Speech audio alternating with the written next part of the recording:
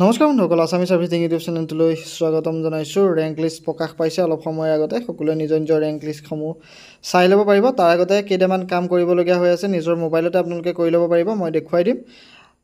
যদি ভিডিঅ'টো ভাল পায় লাইক কৰি দিব, শ্বেয়াৰ কৰি দিব, আৰু যদি চেনেলটো এতিয়ালৈকে ছাবস্ক্ৰাইব কৰা নাই ছাবস্ক্ৰাইব কৰি দিব। বন্ধুসকল, কোনে কোনে ৰেংক লিষ্টত কিমান কিমান পজিশ্যনত আছে সেইটো মোৰ কমেণ্ট বক্সত জনাই দিব। এতিয়া ৰেংক লিষ্ট কেনেকৈ চাব, ৰেংক লিষ্টৰ আগত কৰিবলগীয়া কামখিনি কি কি, আৰু ৰেংক লিষ্ট পোৱাৰ পাছত আপোনালোকে ৰেংক লিষ্ট প্ৰকাশ পালে তাৰপিছত আপোনালোকে কি কি কৰিব লাগিব সকলোবিলাক দেখুৱাই দিম মই। চইচ ফিলিং ক'ত হ'ব, কেনেদৰে হ'ব, এই সকলোবিলাক দেখুৱাই দিম। গতিকে ভিডিঅ'টো স্কিপ নকৰাকৈ আপোনালোকে চাই যাব। বন্ধুসকল, ডেছক্ৰিপশ্যনত দিয়া লিংকটোত গৈ আপোনালোকে এই পেজটো আপোনালোকে খুলি ল'ব। এইটো হৈছে ITR অফিচিয়েল পেজ। এইটো মই ডেছক্ৰিপশ্যনত দি দিছোঁ, আপোনালোকে ডেছক্ৰিপশ্যনৰ পৰা লৈ ল'ব পাৰিব। নহ'লে আপোনালোকে ITI আছাম বুলি যদি চাৰ্চ কৰি দিয়ে এইটো প্ৰথমতে পাই যাব। আপোনালোকে ইয়াত ক্লিক কৰি এপ্লাই ফৰ লগ ইন যিটো অপশ্যন আছে তাত আপোনালোকে ক্লিক কৰি দিব। মোৰ অলৰেডি লগ ইন হৈ আছে, সেইবাবে এনেদৰে দেখাইছে, দেখিছেনে? মই লগ ইন কৰি থৈছোঁ। আপোনালোকে পাছৱৰ্ড ID আৰু ID পাছৱৰ্ড যিটো এপ্লিকেশ্যন ID সেইটো ভৰাই পাছৱৰ্ডটো ভৰাই দিব। এটা OTP যাব মোবাইল নহ'বা ইমেইললৈ। আপোনালোকে সেই OTPটো ভৰাই দিব। ভৰাই দিয়াৰ লগে লগে আপোনালোকৰ লগ ইন হৈ যাব। সকলোৱে সেই লগ ইন কৰিব জানে। তাৰপিছত আপোনালোকৰ অ'ল্ড পাছৱৰ্ড যিটো আছে সেইটোত ভৰাই দিব। তাৰপিছত এটা নিউ পাছৱৰ্ড আৰু এটা কনফাৰ্ম নিউ পাছৱৰ্ড, অৰ্থাৎ নিউ পাছৱৰ্ডটো আপোনালোকে দুবাৰ মাৰিব লাগিব। অৰ্থাৎ ইয়াৰ মানে এইটো হৈছে যে আপোনালোকে পাছৱৰ্ডটো এতিয়া ৰিছেট কৰিব লাগিব। আপোনালোকে পাছৱৰ্ডটো ৰিছেট নকৰিলে আপোনালোকৰ ৰেংক লিষ্ট জেনেৰেট নহয়। গতিকে আপোনালোকে যিটো পুৰণা পাছৱৰ্ড যিটো লগ ইন কৰিছিলে এতিয়া সেইটো আপোনালোকে ইয়াত ভৰাই ল'ব। তাৰপিছত আপোনালোকে নিউ পাছৱৰ্ডটো হৈছে এটা স্পেচিয়েল কেৰেক্টাৰ থাকিব, এটা কেপিটেল লেটাৰ থাকিব, স্মল লেটাৰ থাকিব, নাম্বাৰ থাকিব। এইকেইটা মিলাই আপোনালোকে এটা পাছৱৰ্ড দিব। মই ইয়াত দেখুৱাই দিছোঁ আপোনালোকৰ স্ক্ৰীণত। পাছৱৰ্ড পলিচিটো আপোনালোকে চাই ল'ব। 8ৰ পৰা 13টা সংখ্যাৰ ভিতৰত হ'ব লাগিব নিউ পাছৱৰ্ডটো, আৰু একেটা নাম্বাৰকে আপুনি কনফাৰ্ম পাছৱৰ্ড হিচাপেও মাৰি দিব। যদি পাছৱৰ্ড দুটা অমিল হয় তেতিয়াহ'লে ছাবমিট নহ'ব। গতিকে শুদ্ধকৈ ভৰাই আপোনালোকে এইটো কেঞ্চেল কৰি দিব। ওপৰত যিটো আছে অপশ্যন কেঞ্চেল কৰি দিব। তাৰপিছত do you want to change your password, yes আপুনি য়েছ কৰি দিব। সেইটো ন' নকৰিব, য়েছ কৰি দিব। ইয়াত য়েছ কৰি দিয়াৰ লগে লগে আপোনালোকৰ ইয়াত এটা চেণ্ড OTP অপশ্যন আহিব। আপোনালোকে ৰেজিষ্টাৰ্ড ইমেইল নাইবা ফোন নাম্বাৰ দুয়োটাৰ ভিতৰত যিকোনো এটালৈ আপোনালোকে OTP চেণ্ড কৰিব পাৰে। মই ৰেজিষ্টাৰ্ড ইমেইল ID চিলেক্ট কৰি লৈছোঁ। আপোনালোকে মোবাইল নাম্বাৰো চিলেক্ট কৰিব পাৰে। তাৰপিছত ক্লিক কৰি দিয়াৰ লগে লগে ইয়াত ভেৰিফাই কৰিবলৈ এটা OTP গৈছে। সেই OTPটো আপোনালোকে ইমেইলটো খুলি নহ'লে SMS যোগেদি, যদি ফোন নাম্বাৰ দিছে আপোনালোকে অপশ্যনটো চুজ কৰিছে তেতিয়া ফোনলৈ এটা OTP গৈছে। OTPটো ইয়াত শুদ্ধকৈ যেনেদৰে SMS হিচাপে গৈছে সেইটো আপোনালোকে ইয়াত ভৰাই দিব। OTPটো শুদ্ধকৈ ভৰাই আপোনালোকে ভেৰিফাই কৰিব লাগিব। আৰু যদি আপোনালোকৰ মোবাইল নাম্বাৰলৈ OTPটো যোৱা নাই, নেটৱৰ্কৰ সমস্যা হৈ আছে, তেতিয়াহ'লে আপোনালোকে চেঞ্জ OTP টাইপত গৈ আপোনালোকে ইমেইল কৰি ল'ব পাৰিব।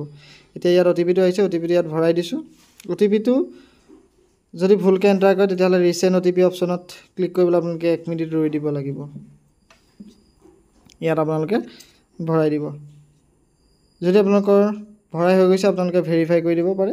আৰু আপোনালোকে এইকণ আপোনালোকে এই সময়কণ মই যিকণ OTP ভৰোৱা দেখুৱাইছোঁ সেইকণ আপোনালোকে স্কিপ কৰিবও পাৰে। তাৰপিছত আপোনালোকে ভেৰিফাই কৰি দিব।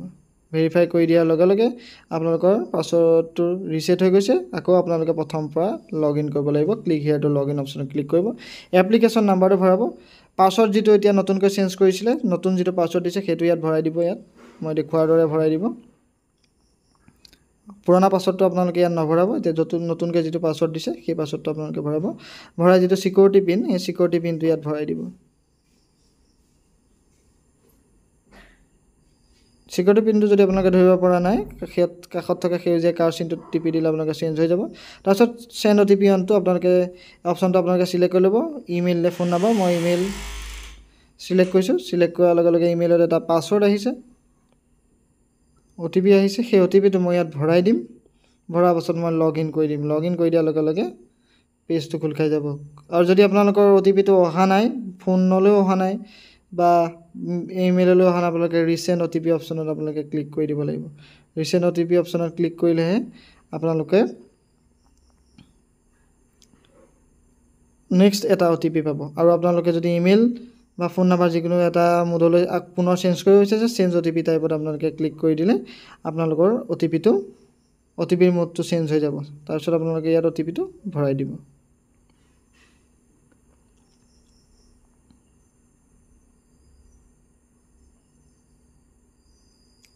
OTPটো ভৰাই আপোনালোকে লগইন কৰি দিব লগইন কৰি দিয়াৰ লগে লগে এটা পেজ আপোনালোকৰ সন্মুখত এনেদৰে খোল খাই যাব দেখিছেনে Candidate profile available choice filling and locking seat allotment result print document verification এই সকলোবিলাক ইয়াত আছে সাইডত দেখিছেনে total available choice field choices unfilled choices choice locking status এখিনি আছে ইয়াত আপোনালোকে candidate profile বুলি যেটো অপচন আছে সেই অপচনত আপোনালোকে ক্লিক কৰি দিব লাগিব ইয়াতে আপোনালোকৰ ৰেংক লিষ্ট আহি যাব মই দেখুৱাই দিছো এনেদৰে মই সিকিউৰিটি ৰিজনত গুটেখিনি দেখুৱাব পৰা নাই যেহেতু মোৰ একাউন্ট নহয় সেয়ে মই আপোনালোকৰ স্ক্ৰিনশ্বট তো আপোনালোকৰ আগত প্ৰভাইড কৰি দিছো এনেদৰে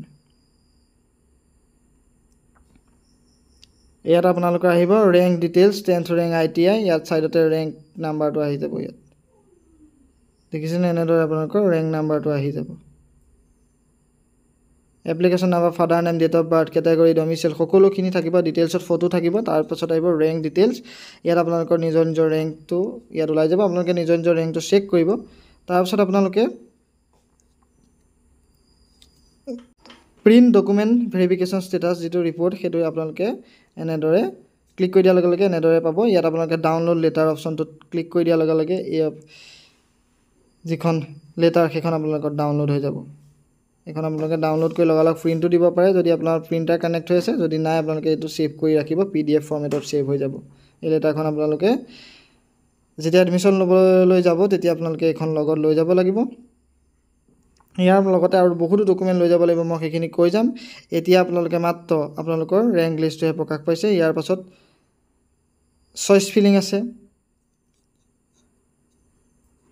ট্ৰেড সিলেকশন আছে বহুতখিনি আছে ইয়াত এভেইলেবল চইচত আপোনালোকে ক্লিক কৰিলে যিমান চইচ এভেইলেবল আছে সকলোখিনি আপোনালোকে দেখিবলৈ পাব চইচ ফিলিং এণ্ড লগিঙত আপোনালোকে চইচ ফিল আপ কৰিব পাৰিব ফিল আপ কৰি আপোনালোকে লক কৰিব পাৰিব সিট এলটমেন্ট ৰিজাল্ট যেটা সিট এলটমেন্ট ৰিজাল্ট দিব সেইদিনাখন আপোনালোকে নিজৰ ৰিজাল্টটো ইয়াত চেক কৰিব পাৰিব এতিয়া এইখিনি গুটেখিনি বস্তু ইয়াত লক হৈ আছে মাত্ৰ ক্যান্ডিডেট প্ৰফাইলত গৈ আপোনালোকে নিজৰ নিজৰ ৰিজাল্টহে চাব পাৰিছে বাকিখিনি অপচন ইয়াত লক হৈ আছে এইখিনি 23 তাৰিখৰ পৰা খুলি দিব 23 তাৰিখে আপোনালোকে চইচ ফিলিং কৰিব পাৰিব যেতিয়া চইচ ফিলিং কৰিব তেতিয়ালে ফিল চইচত আপোনালোকৰ ইয়াত ওলাই যাব কেটা চইচ ফিলিং কৰিলে কেটা চইচ ফিলিং নকৰাকৈ থাকি গল আপোনাৰ ইয়াত আনফিল চইচত ওলাই যাব লক কৰি কেটা চইচ ৰাখিলে হেতু আপোনালোকে ইয়াত ৰাখি ওলাই যাব আৰু টোটাল কিমান চইচ এভেইলেবল আছে আপোনাৰ কাৰণে সেইখিনি ইয়াত ওলাই যাব যেটো current choice filling and locking status বুলি যেটো অপচন আছে ৰাইট সাইডে তাতে ওলাই যাব এই গুটেই মেইন পেজটোৰ পৰা আপোনালোকে চইচ ফিলিংৰ পৰা সিট এলটমেন্টৰ লাগে সকলোখিনি পাব আপোনালোকে সিট এলটমেন্টৰ যেতিয়া দিনাখন ৰিজাল্ট দিব ফাৰ্স্ট কাউন্সেলিংৰ ৰিজাল্ট দিব আপোনালোকৰ সিট এলটমেন্টৰ ৰিজাল্টত আপোনালোকে ক্লিক কৰিব